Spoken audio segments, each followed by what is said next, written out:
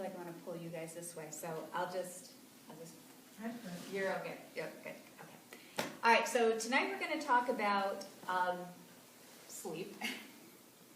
So I wanted to, before I talk about a little bit about my dreams, I wanted to give us a different understanding of sleeping and of our dreams. So when we think about going to bed and going to sleep, we generally think about resting our bodies because we're not doing physical activity, and we think about resting our minds so we don't have to think about the troubles of the day or make decisions or make choices. And so we rest or we sleep for rejuvenation and just for some quiet and relaxation. Now, what happens is when we sleep, we all know pretty much that we dream, although some of us don't remember our dreams, some of us might say that we don't dream. But actually, I wanted to present this idea about sleep and something that's happening that you may not actually be aware that's happening. Every single night when we sleep, we are letting our awareness move from the earthly realm to the spiritual realm. So in essence, what we're doing is we're taking a break from our concentration of a dense earthly form and our thinking and our beliefs and our emotions, and we're allowing ourselves to, in essence, fly, or in essence, soar or drift into an awareness where we meet our guides, our angels, our spirit, anything that you'd like to call it, our God consciousness, to connect to the soul and connect to what it is that we know deep in our heart, to feel the energies of this awareness or this state of consciousness. So I like to think about it as, you've heard this analogy if you've heard me talk before about like a hot air balloon. So let's say before you go to sleep, you're in a meadow, you're very aware of the earth, you're very aware of your surroundings, you're aware of the people around you and what you need to do that day and what you're thinking about, what you're worrying about. And going to sleep is like getting into the hot air balloon, into the basket, and all the sandbags, the things that keep you weighted down into this reality, are lifted. All the defenses that we have, all the thoughts, the emotions, everything that is the sandbags that keep us weighted, they're automatically go to sleep. And as they go to sleep, you're in the basket and the hot air balloon starts to lift. And as it lifts up, you become more expanded. Your awareness becomes expanded. You start to see things that you never saw before. You see more trees, you see more land. And as you go higher and higher and higher, you start to see beyond that even. You start to see rivers and you start to see oceans. And then you go higher and higher and higher. Let's say the hot air balloon could be like a spaceship, and it could go as high past the universe, and you see the planets and you see the stars. So you are still you. It's just that your awareness went from the ground level up into the galaxies. So it's as if you're expanding your awareness of everything. And so when we think about sleep, in essence, what we're doing is we're temporarily letting go of the sandbags. We're letting go of our thoughts and our emotions and our beliefs, and we're lifting and lifting into our sleep state and connecting with this spiritual realm. So most of us don't know this. Most of us are not aware of what is actually going on. And this is understandable even in our daily life. We aren't aware of 3/4 of what's going on. We just concentrate on a little sliver of life, and through our judgments and our filters and our ideas, our own emotions and even our physical proximity, we just have a little dot of awareness. So imagine that we want to connect to the spiritual realm, And when we do that, if we're not conscious of it, like we don't have a conscious awareness of what we're learning, what is changing, what advice we're getting, what awarenesses we're getting about our purpose, our next step, where we're troubled, what our problems are.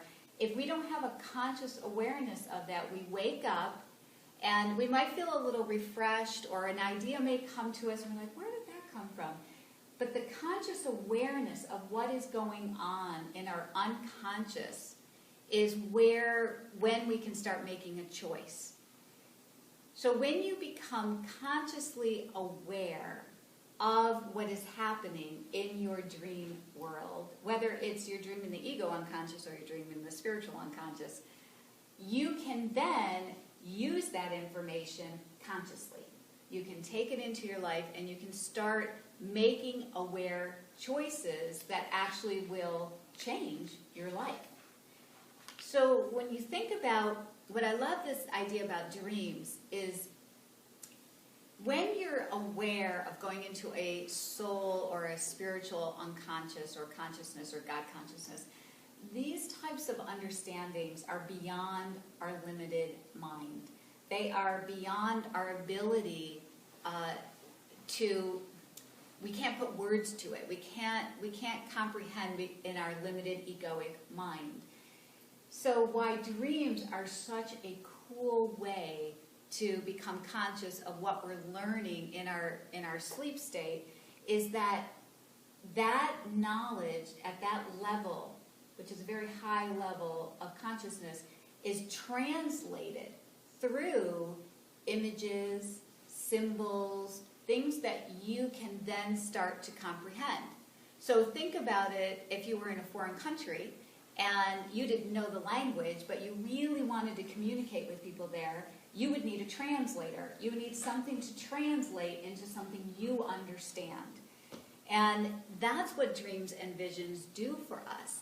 They give us the information in a way that uses our language and the things that we understand and gets the message through. So when we think about spiritual dreaming, what I call spiritual dreaming, it's as if you're given this, you want to connect to your soul, you want to connect to spiritual consciousness, but you need a language in which you can understand what it is that they're saying so you can then transfer it. And dreams are such a beautiful way for that to happen. When I started spiritual dreaming, it was so I could explain it in this way of, let's say I'm standing on a stage, and there's lots of backdrops, different scenes on a stage, and then behind the backdrop is a lot of the workings and the ropes and things like that. So if I'm standing on the stage, all these backdrops, which I'll call veils, really hide what is standing on the stage with me.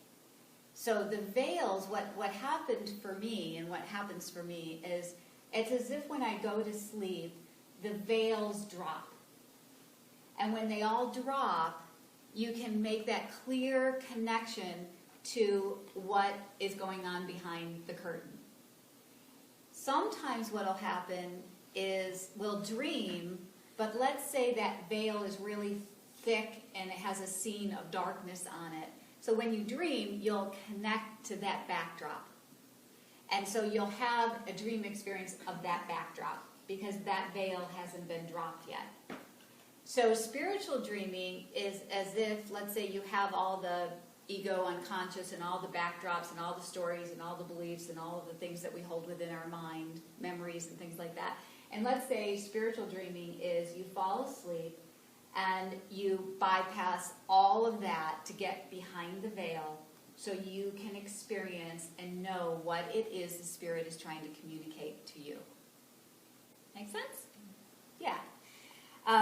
So what we gain from spiritual wisdom when we do that is what I've experienced, and there's so many things, but I just wrote a few things down. The power to turn our life in different directions. So you're going this way, you have information that comes to you, and you go, oh, I need to go that way. You just know, because wisdom is constantly, guiding you through these dreams. They can also bring what I would say miraculous changes to your experience. So you can have healing in these spiritual dreams, and then wake up and not have any residuals or anything left of what that was bothering you before. And it's just gone. It's just completely healed.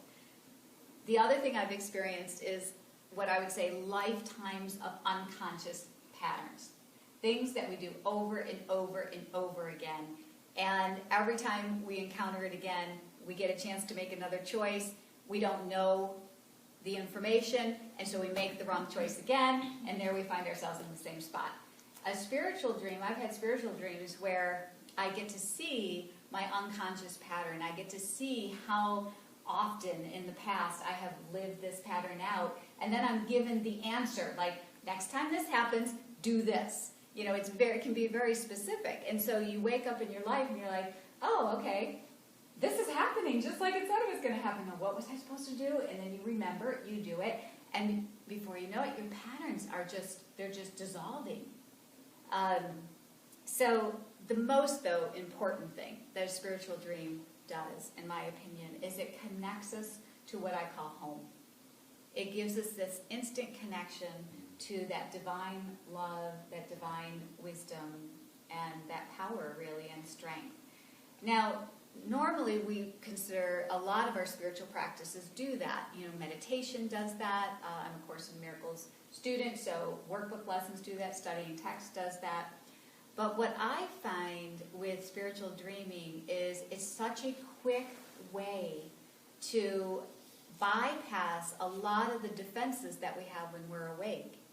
And it's almost an easy access. It's almost as if you're driving down a road and there's construction and there's obstacles and you want to get to that point. And usually, because there's so much construction and obstacles, you got to go to this detour, then you go to that detour. Eventually you get there, but it takes you a lot of effort to do that.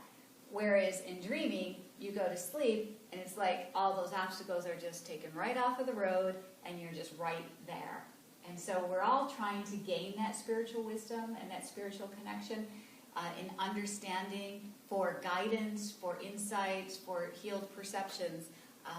And so I have just found that dreaming is, I like it quick and I like it easy. So that's give me the easy way.